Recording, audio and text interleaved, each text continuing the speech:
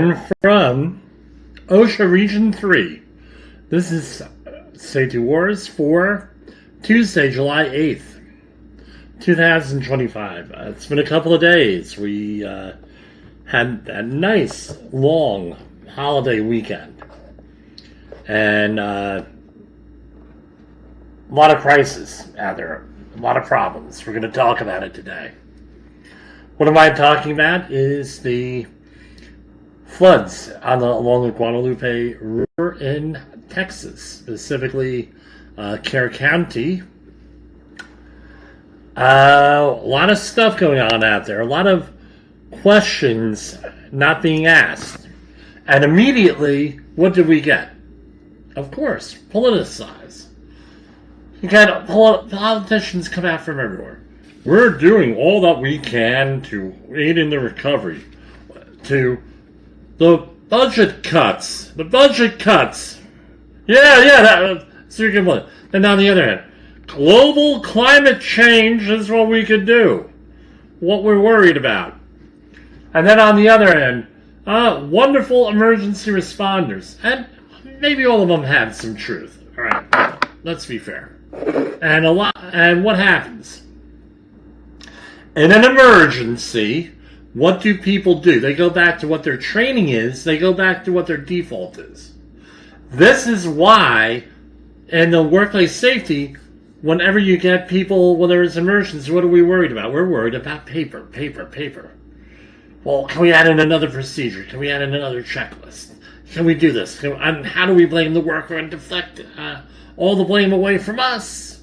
And on the other end, we're going to blame this guy. And what do we know from human organizational performance? Blame fixes nothing. And blame is not going to fix this situation here with this. It's, first of all, I'm going to offer my heartfelt condolences here to all the families that were impacted here. In the extended Safety Wars family, one of my wife's co-workers, her daughter was a mentor at this camp for the last couple of years, and they know some, if not most, of the people who were killed here, the children that were killed here. Nobody wants to hear anything about children dying. And I'm going to tell you, if you are easily triggered, this may not be the program for you. If you want some honest questions as to what needs to be asked and other things, this is the program for you. All right, so we're going to start out here, all right, with a couple of things. And by the way, a lot of heroes here. There are a lot of heroes with this whole situation. Now, we're going to go over some basic emergency response and disaster preparation and everything else that goes on in here. I'm going to share right up here something I put together a couple years ago at a disaster preparation class. And if you're in the military, this is gonna be, because I took some military, what's the word I'm looking for? A class taught by a military guy, Marines, Yusuf Badu, right? Was American Marine. He teaches situational awareness, and that's the first time I heard of left and right of the bang. Some people call it lean safety also, and this has broad-based things. So what the idea is, you have left of the bang and right of the bang, and the bang is in the military what they call the event, whatever that is. So on the left of the bang, you're all about prevention and preparation. On the right of the bang, you're all about response, what you're going to do afterwards. Here. And when we list this out, and if we're going to go through this a little bit for the podcast, the audio audience here. Video audience, Hold on, let's see, make sure that we have the video audience up and running, and of course, nothing's, yeah, it's recording. Okay, good. So, for the video audience, you already see this. So you have training on the left-hand side, right? Left of the bang, training, plans, regulations, hierarchy and controls, PPE, work modes, equipment inspection, good work habits, first aid training, emergency action plans, housekeeping, attention to tasks, human organizational performance, reporting of incidents, accidents, and illnesses, work area design, management, leadership, qualified persons, competent persons.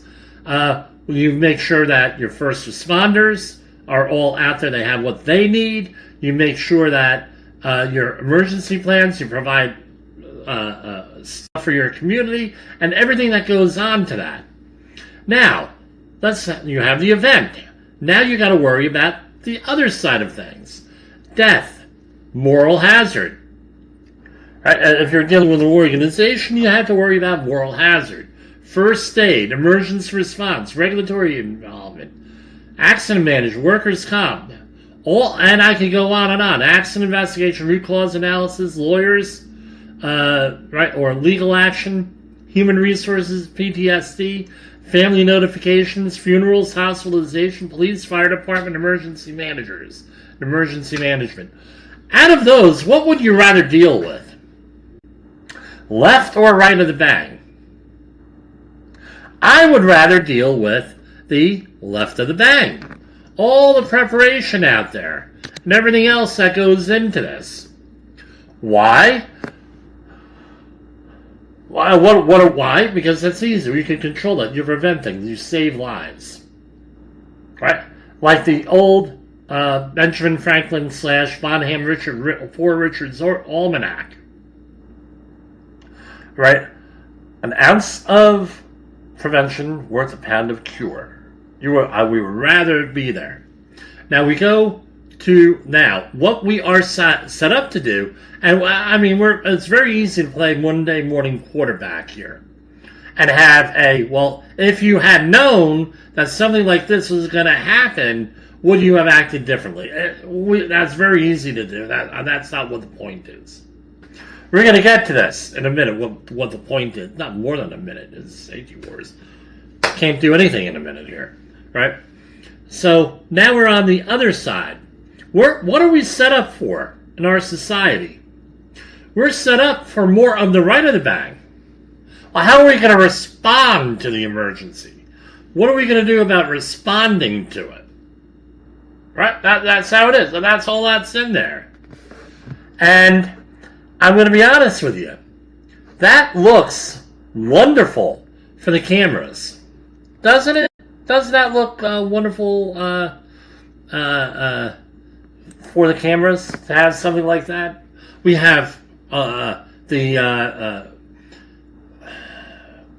the name of it. The guys on the boats, the Redneck Navy, I think they call it. They're out there doing their thing. Heroes.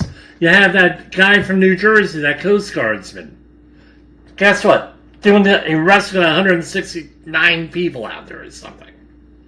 You have firefighters, police, right? Police, ambulance people, all doing their job. Wonderful, wonderful that we have them. It's wonderful that we have folks that are out there to respond. I salute you. I give you a nice safety word salute there. We gotta have, but we have to have some fundamental things change in our society. It's gonna take a long time, but we need to have that. Remember, we had, let's see, in the last couple of years, we had the LA fires. I haven't checked back on their meetings, but guess what? That fire commissioner. Let's see what's going on. Right? And Mayor Bass has the stones to go out there and start criticizing these people in Kerr County here. Right? And everything else. Criticizing. Yeah, that's really conducive. Didn't work so well for you. Right? With your problem in January, Mayor Bass. Then you have, the situations right, in Uvalde, Texas, about 2.5 hours away from here. School gets shot up. Nobody knows what the hell they're doing because they never had free, right? We'll take it free. OSHA, FEMA independent study training. IS 700. Starting with, and then it goes up from that. Didn't have it. Nobody knew what the hell was going on. Who's in charge? We don't know who's in charge. We have people with all behavior problems that haven't been assessed or whatever else here. You know, we didn't have the school say, well, that costs too much money. Okay. By the way, I did a little research today before the program. How much? Oh, you're getting it. Everyone's getting double barreled today. Before this program, it was last report was 160 plus dead, including all those campers out there. How much is the life of a teenager in a lawsuit, do you think? Any guess? Because there's going to be a lawsuit. Someone's going to do a payout here. Someone's going to have to learn. Because that's our only avenue. We're not into locking up public officials in this country yet for not doing their job. For doing illegal stuff, yeah, but not for their job, they're not doing it. We're not doing that yet. And there's a debate on sovereign immunity, which we have had here a couple of times, as to whether these elected officials who don't do anything, it appears, some of them, a lot of them are great, some of them don't. Or, you know, so let's talk about this. We're going to go back to the beginning here. Right? And if you are following along, let me get it here. I have it ready to go. Signal Transmission Trilogy by our own Jay Allen. Fantastic book. To try to understand the psychology of what goes on here with these things, this is it is now. Jimmy Posel will declare this is an essential book. Because it explains what happens with groupthink and organizations. So we're going to start here, right? Let's how do I even no after that? How do I even get here? Right?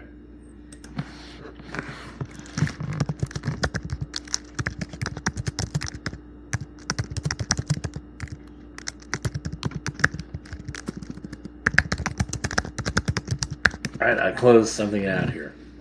Alright. So, here we have. Right? What is safety? That's our first question here. What is safety? And if you're listening to this from day one, you know what it is. What is safety? Is it, and I had the conversation twice today. Safety is zero accidents, zero illnesses, zero injuries, 000. All across, we got the damn zero, nice green and white sign, 0. Is that safety? Or is it the presence of controls, safeguards, and everything else, and resilience? So your capacity and resilience. That's how we define it here. So, the more controls you had in this situation, meaning you have emergency sirens. They said, and we're going to talk about that, they said they were too expensive. Well, let's talk about the cost of human life. It's 500 to 5 million. 500,000 to 5 million. Multiply by 160, and what do you get? A whole bunch of money. Right? Here, how do we get off track? Was it now, right? Now, let's, with that. Now, at the time that they made the decisions not to put in air raid sirens or something similar community alert sirens. They didn't have enough money, and and I'm going to mention his name, Alex Jones said today, I saw a clip, well, these are like little poor towns in the middle of nowhere. Okay, there are 15,000 households in that Carroll County. Just to let you know. I get it. But if they knew that this would have happened, would have $1 million for an air raid siren been worth it? Because now, how much money are they spending on doing all this other stuff? How much moral hazard is out there for them? Right? And how much public damage have they done? Now the public, fresh out of COVID, fresh off of all these other problems that can't be managed, for whatever reason, doesn't matter what side of the aisle you're on, left wing or right wing, doesn't matter. People do not trust government. Now you just added to that. Now you just added to all these people. How much will it have now?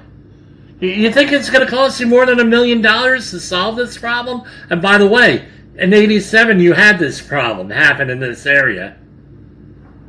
Think it would have cost more or less? What do you think it's going to cost? Well, guess what? Yeah.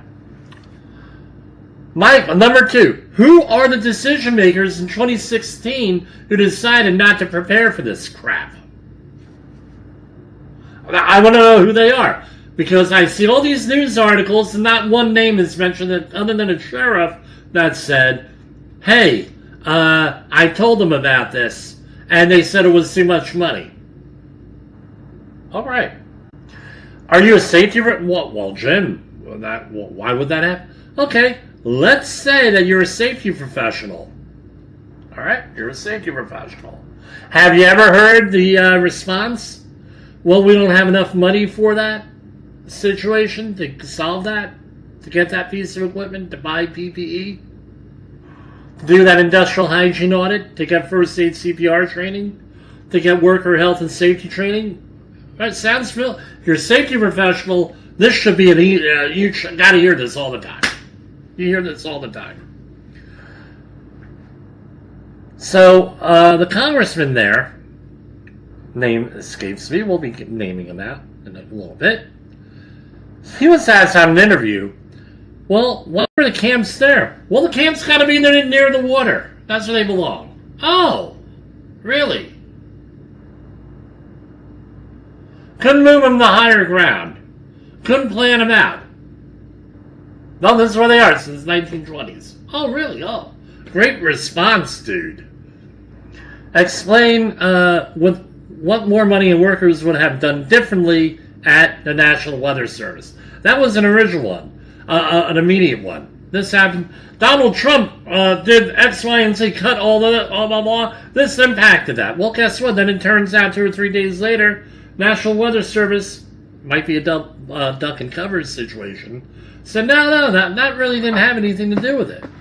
Okay. All right. Maybe this is a place where the private sector could come in, right? For weather monitoring, I mean, I pay for one app that's a lightning app. Perhaps that lights just came on at my hotel room, right? With that, right? Uvalde, we mentioned that. Texas has an issue of with this kind of stuff, and. No, I'll say they're not the only place. I'm not picking on Texas. Look at LA, right? With that, look at what we just went through with COVID. I wonder who was saying for years that we're not prepared and we should be prepared for this stuff better. And I wonder who that was prior to this program, prior to COVID. Have people gotten too soft and relied on the government and not themselves or mature common sense? I don't have an answer to that one. Our culture has changed. We expect more from the government. We're paying a lot of money in tax. We expect more. Right? I remember when I was, after 9/11, when we were trying to do disaster preparation work with organizations, We heard, well, the government should be what should be work, not the average individual on anything disaster. The government should. And then the guy said, well, you know what? The government says you have to have 3 to 5 days worth of food. Yeah, but the government will take care of us. That's the crap that I heard in central Jersey, northern New Jersey. Oh, okay, the government will take care of you. Here's another question. Every summer camp that I'm aware of out there, and there's stuff, they have to have an emergency plan. Doesn't say who approves it. Doesn't say if it has to be good or not. Doesn't say a lot of things. What was the emergency plan here? And unfortunately, the one man who could probably answer that is dead. Right? How do we move forward? I'm frustrated, as you see. Very angry today, right? Like my thing usually says, right? So let's try to go through this. Error is normal. The reason why we have multiple layers of safety is capacity and resilience, your ability to do stuff and your ability to be to adapt, is that if one thing fails, not everything fails. Here they're relying on a camp counselor in the middle of the night to go. I don't know what the conditions of this camp were, but every camp I've been into at night has lighting out there.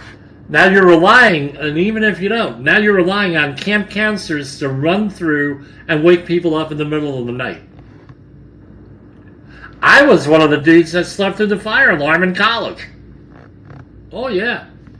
This wasn't Seton Hall. New Jersey is famous for the Seton Hall fire, where people fell asleep.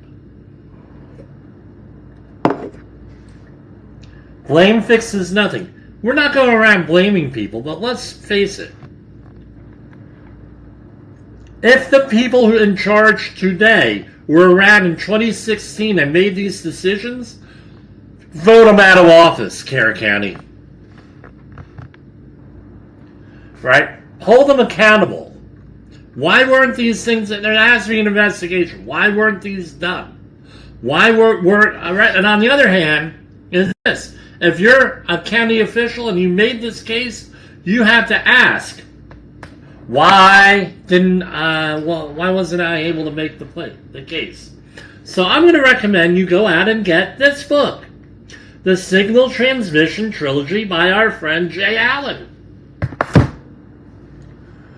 Because the problem is not your content, right? Your problem is not your content. Your problem is the connection. I've seen plenty of safety people, I've been one, where I give wonderful content. It's planned out. It's in there. It's good. It's scientifically valid. It's legally valid. And it will make the safety people wonderful. Right? And they're good. It'll make a safe workplace. But guess what? You don't have a connection with the people. So you know what it is? Oh, very nice, Jimmy. Very nice. And then they walk away. Oh, yeah. Learning is vital. I don't know, haven't we had a lot of learning opportunities here lately? In our society? They're not, right? We've had, let's see, multiple floods. Go on the FEMA website, we've covered them. All the disasters that are out there. Aren't we learning off of them? If it happens here, we can learn a lot. Now, what I would do, right, as like what I said everybody do after the LA fires. Go around in your town, take pictures of all those areas, the parks that are not being maintained. Find out where the fire, where the fire likelihood is for brush fires, and go to your local fire commission. Go to your mayor. What do you do? We just had all these fires in LA. We have similar conditions here. What the bleep are we doing? If you own a house or property, what are the hazards in my property? How do I resolve this? Hey, we're living in a floodplain here. Maybe we got to think about what we're going to do if we have a flood. How are we going to be prepared? Learning is vital. Leadership response matters.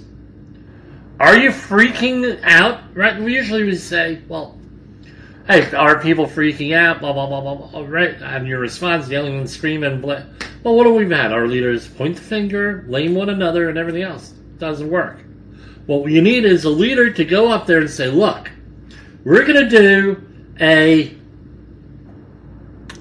full-blown investigation here. We're going to figure out what happened, and we're going to make recommendations, and we're going to improve. Sort of like the 9/11 Commission.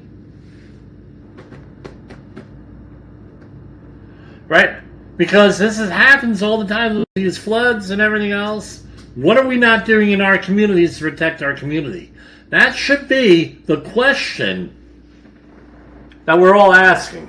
Remember, if you're from New Jersey, New York area, Seabright, New Jersey. Seabright, you saw the same 5 houses get flooded on the news every year for hurricane season.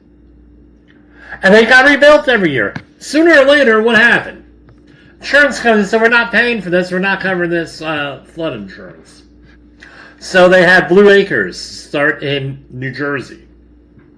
Right? They have Green Acres where they buy land, Blue Acres where they buy flood-prone land. Perhaps we could do that in Texas. Right? Maybe there could be a room for creative solutions here. We'll move the camps up. We'll build levees. We'll do whatever.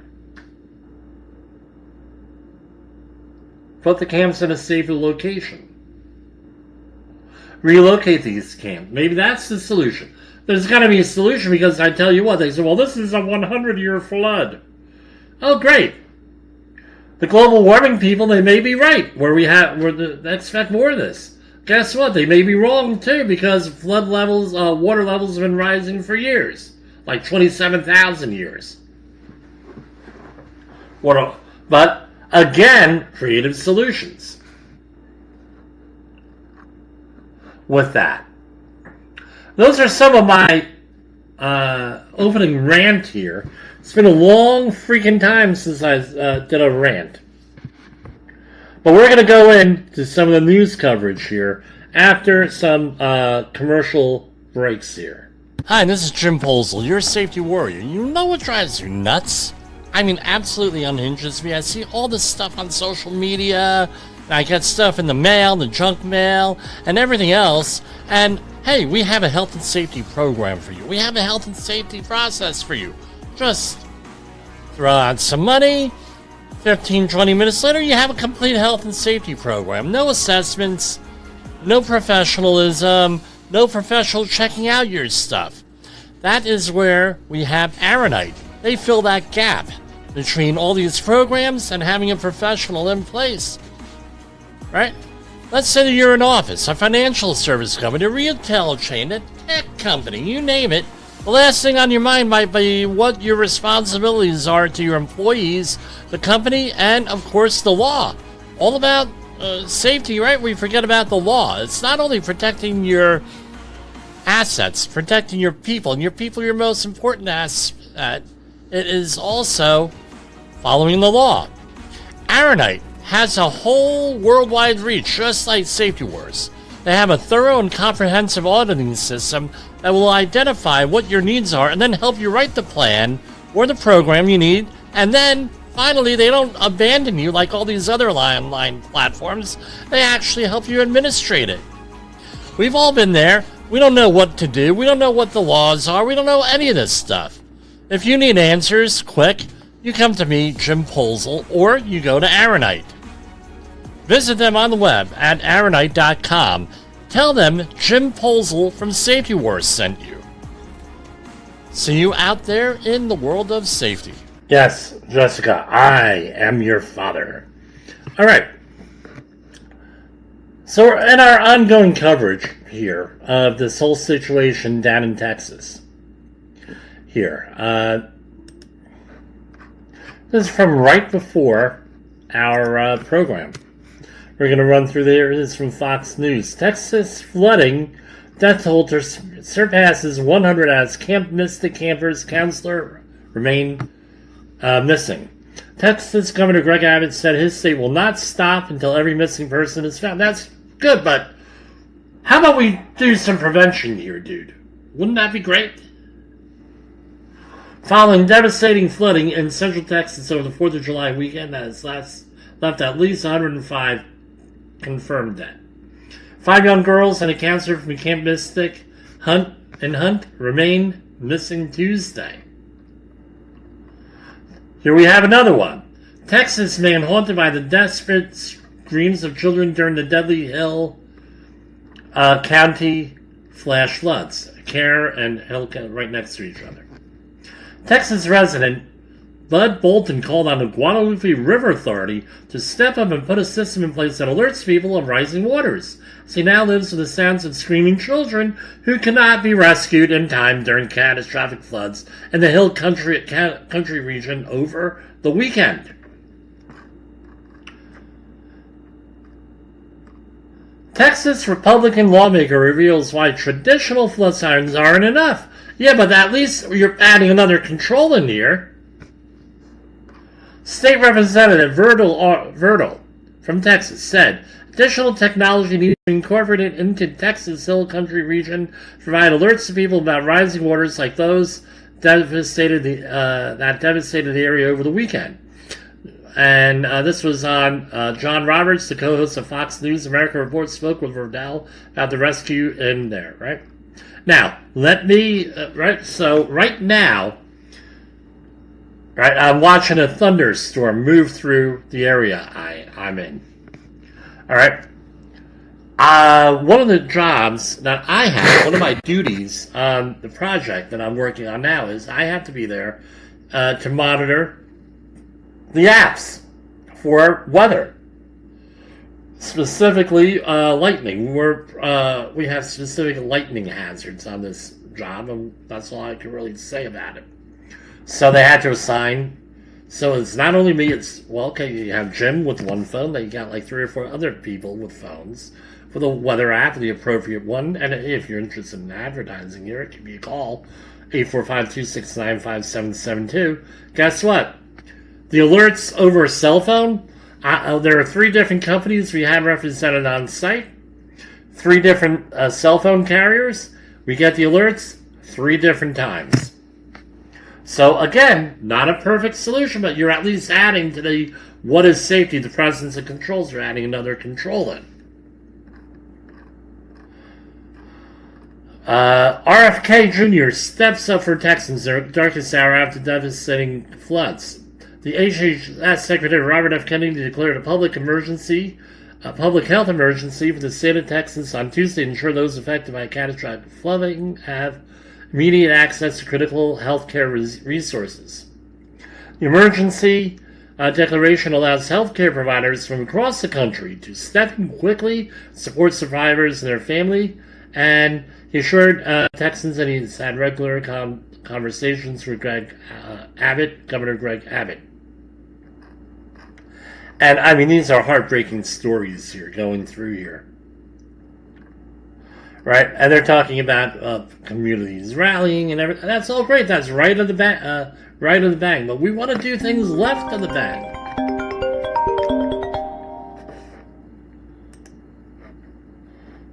Hold on.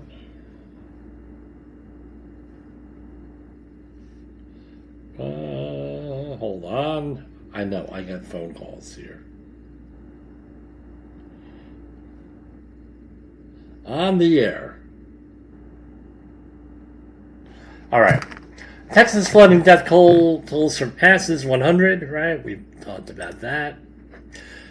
How rapidly here, right? So on Tuesday, July 2nd, the Texas Division of Emergency Management said it activated state emergency response resources in anticipation of increased threats of flooding in parts of west and central Texas, right? Thursday, July 3rd, 10:48. The National Weather Service Weather Prediction Center upgrades portions of South Texas, including Kerr County and surrounding areas, to level 2 of 4 risk for excessive rainfall. A flood watch was issued at 1:18 for the National Weather Service, Austin, San Antonio office, including Carroll County and surrounding areas. The alert mentions locally heavily rainfall could cause flash flooding in the region with isolated amounts of 5 to 7 inches. Excessive runoff may result in flooding rivers, creeks, streams, and other low-lying flood-prone areas. 6:10. This is on the 3rd. Increasing concern for a slow-moving training thunderstorm, meaning rounds of thunderstorms moving over the same area. Friday, July 4th, 1:14 a.m. A flash flood warning is issued for Bandera and Carroll counties, including a considerable alert tag. Right? Flash flood warnings with impact-based warning tags considerable or catastrophic denote high damage threats, according to the National Weather Service, and will automatically trigger wireless emergency alerts. There is another one. Right? Wireless emergency alerts on enabled mobile devices, including NOAA weather bands. I used to have one of those. Maybe I should get another one. And then going on, 3:35, the original flash flood warning is upgraded and includes more serious and specific wording. Move to higher ground now. Quickly protect your life. Flooding is occurring or is imminent. 4:03, the flash flood warning is upgraded to a flash flood emergency for South Care. Right? And it goes in there. Numerous water crossings as well, low water crossings as well as the Guadalupe River and Hunt are flooding. Between 4 and 10 inches of rain have fallen. The expected rainfall rate is 2 to 4 inches in 1 hour. Right? And then it goes on. This is a flash flood emergency for South Central Carroll County, including Hunt. This is a particularly dangerous situation. Seek higher ground now. First reports of flash flooding start coming in at 4:35. Right? There. So we have 4:03, so you have a 32-minute window there to get to higher ground is what it looks like. And it goes on and on and on.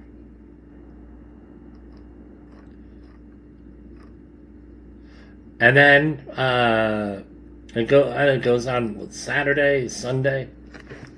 So now there were warnings out there. Could they have been issued earlier? Perhaps, but there needs to be a detailed investigation of this. Not politicians screaming and yelling at shit on the radio, right, on the TV. There's another one from Fox News. Texas flood victims received hours of critical warning through the emergency and mobile alert system. Government emergency alerts bypass network congestion, delivered critical warnings. Well, what happened here? That's my question. What happened here? With the timeline. And again, timelines are important.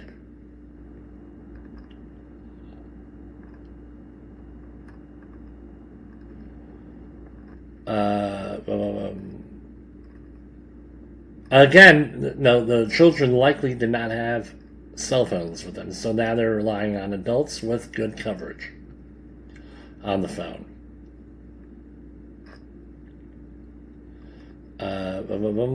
Going on and on and on. Again, I can't share any of these articles because they're not government articles.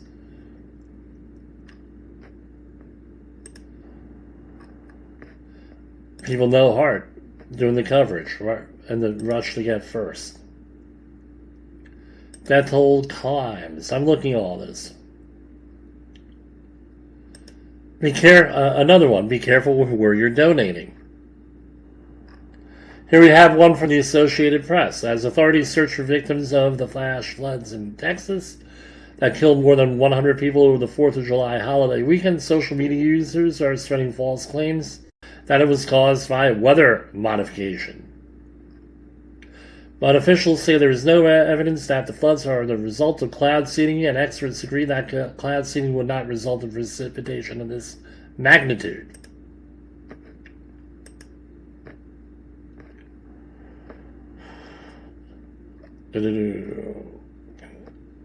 Okay, here we have some more timelines here.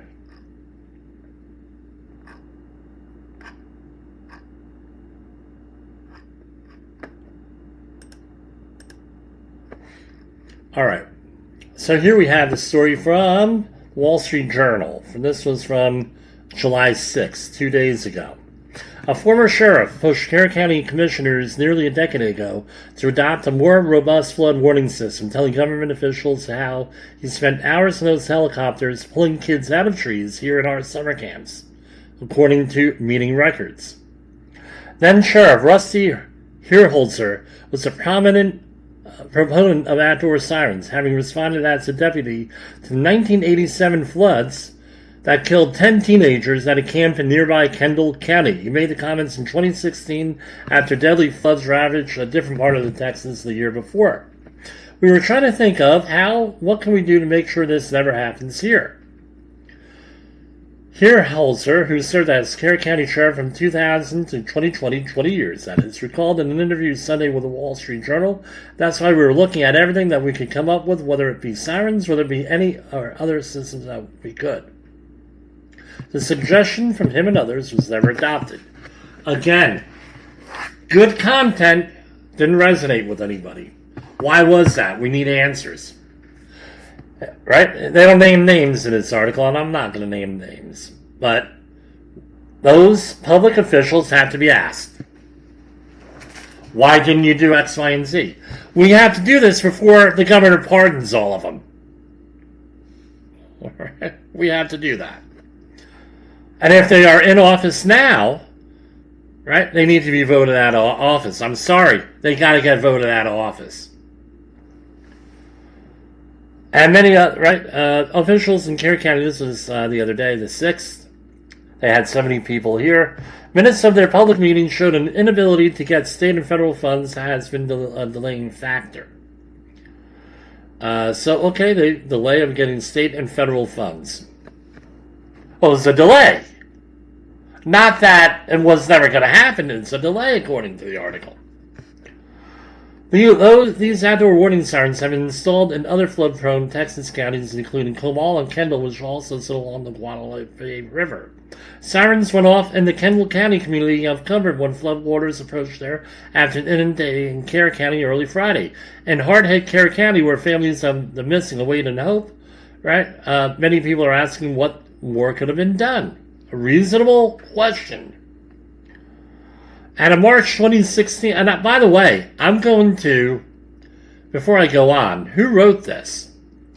Scott Calvert, John West, Jim Carlton, Joe Barrett for the Wall Street Journal. Gentlemen, I assume they're all men. Yes, they're, right?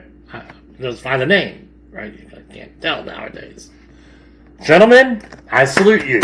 Thank you, right, for writing an article that asks that this is probably the best article I've seen here with this. In the hard-hit Carroll County, where families are missing weight and hope, blah, blah, blah. At a March 2016 meeting of the county commissioners, the officials debated whether to follow the lead of other Texas counties by installing sirens to warn people along the Guadalupe River and other low-lying places of impending floodwaters. Then Commissioner Tom Moser noted that other Texas locations had state-of-the-art flood warning systems, so they weren't used locally, even though this was probably one of the highest flood-prone areas in the entire state. W.D. Dub Thomas, then Carroll County's emergency management coordinator, said summer camps at RV parks along the river weren't all connected to a wireless alert system the county had relied on. I think an audible system located at strategic points along the river would give those folks the needed information they need to get out. Hirholzer said at the time that the county needed sirens in addition to its Code Red system, which sends alerts to the public using pre-recorded telephone calls, text messages, and emails. Some people didn't get to the phone alerts during the 2015 flooding, so yes, you need both. Moser in 2017 again emphasized the need for a better warning system. The big challenge, I think, the many times that we've met on the subject has been how do you get the information to the public? If you don't get that information to the public in a timely way, then this whole thing is not worth it. In 2018, Moser said the county applied for a $1 million grant for a flood warning system, but didn't get one. That application was not selected. That's the bad news. You said at the meeting. Moser said in an interview on Sunday that Carroll County considered picking up the tab itself, but did not include the costs in the annual budget. It was probably just, I hate to say the word, priorities, trying not to raise taxes. Officials took other steps, he said, such as adding barriers over low water crossings and flood gauges. We just didn't implement a sophisticated system that gave an early warning system. Don't need sophisticated. Air horns are not sophisticated. Sorry. Everybody wants these fancy systems. Guess what? Air horns, we've had them since air raid horns. We've had them since at least the 1940s, World War II, after World War II. Sorry, no excuse here, guys. Meanwhile, a bill introduced earlier this year in Texas legislature to create a statewide program to help those outdoor sirens and other emergency alerts died in committee. Which was the committee, and who are the members of that committee? And we need to vote out the ones who did not vote for this. They need to be voted out. That's our only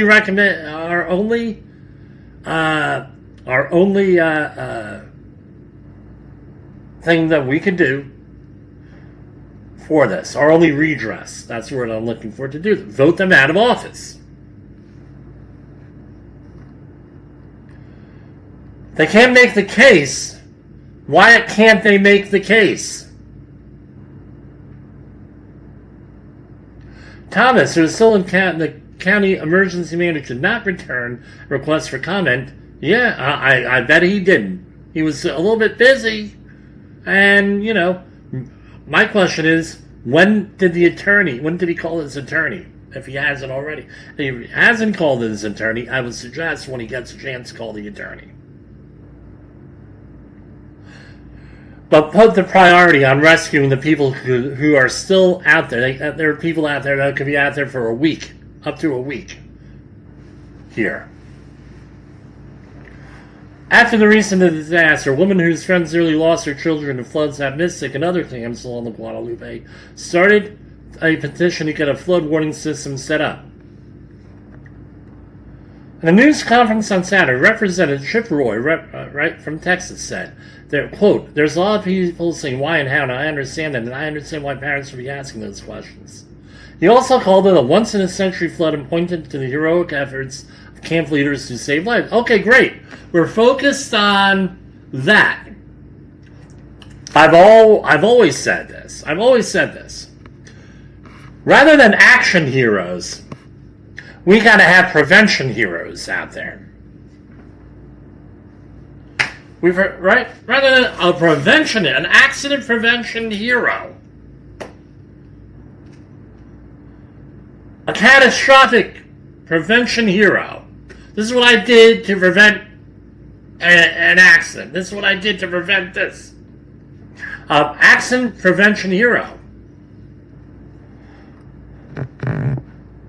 Candace Dick Eastland died while trying to drive several girls to safety in a vehicle was swept away by floodwaters, according to people familiar with the matter. Roy, who typically spends 4th of July at a big celebration in Kerrville, said in an interview with the Journal on Sunday that the area's long experience with floods probably colored the camp's response to the warnings.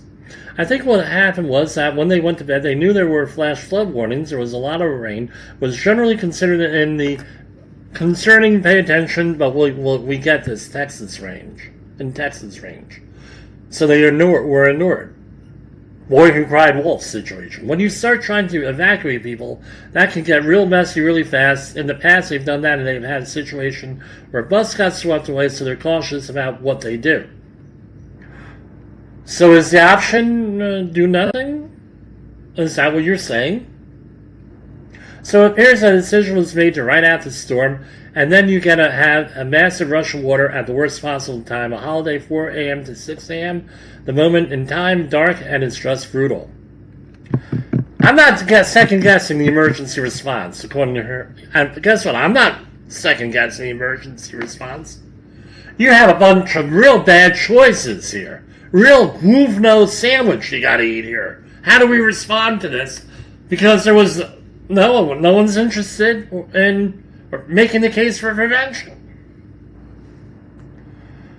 I think they're all doing and all did everything they could possibly do. Yeah, of course I'm not criticizing any emergency responder here. Again, they got the groove nose sandwich to deal with.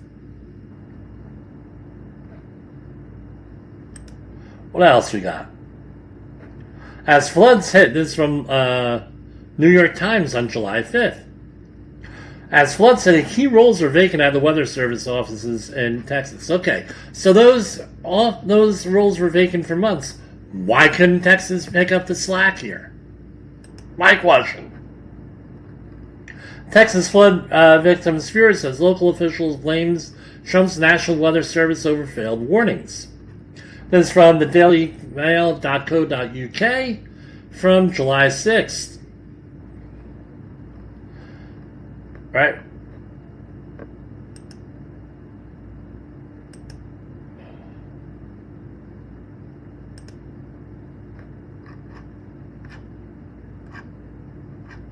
This is from the Texas Tribune.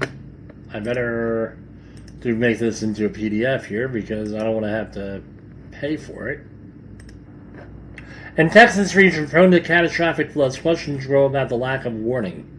Just went over this, and it's a rather lengthy article here. Again, I'm going to be interested in seeing the final report. That's what I got here for this. Different kind of program. This is a different kind of program. Tonight. These questions keep coming up every time we have a disaster. Why weren't they prepared? Why didn't the government do X, Y, and Z? So this is what I want you to do. Right? If you're in a flood-prone area, go out and ask your local emergency managers. Be the leader of your community. Ask a question.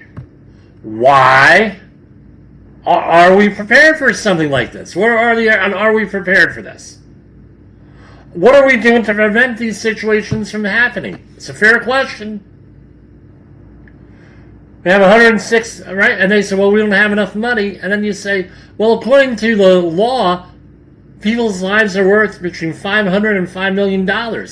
After the fact, would it have been a lot of money to spend to prevent this? If it's going to cost us that much on the end? And you know what they're thinking in their head? What do they think in their head? They're thinking like a lot of people think. Well, that comes from a different line item. The payouts come from the insurance company, not from this, not from us up front. Oh, yeah, that's the thinking. For a lot of these people, how do I know that? Because that's what I was told on a lot of things. Well, that comes from a different line item. That's how government planners think. Because it doesn't come from my budget, it comes from another budget. The prevention budget is my budget, and I got to show that I got blah, blah. But guess what? Payout budget for any accidents happen on the other end. Not my problem. Think that's corporate thinking? I've heard it at least a half a dozen times in my life. Right? I've heard it at least 5. I know that because I've done 5 fatality investigations. I'm not bragging. I've heard 5, and that was one of them. Well, that's from another one. I don't know.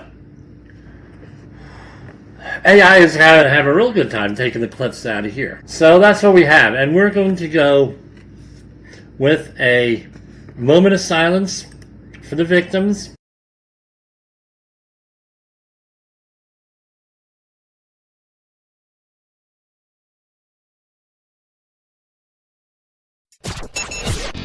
The views and opinions expressed on this podcast are those of the host and its guest and do not necessarily reflect the official policy or position of the company. Examples of analysis discussed within this podcast are only examples. They should not be utilized in the real world as the only solution available, as they are based only on very limited and dated open source information. Assumptions made within this analysis are not reflective of the position of the company. No part of this podcast may be reproduced, stored in a retrieval system, or transmitted in any form or by any means, mechanical, electronic, recording or otherwise, without prior written permission of the creator of the podcast, Jay Allen.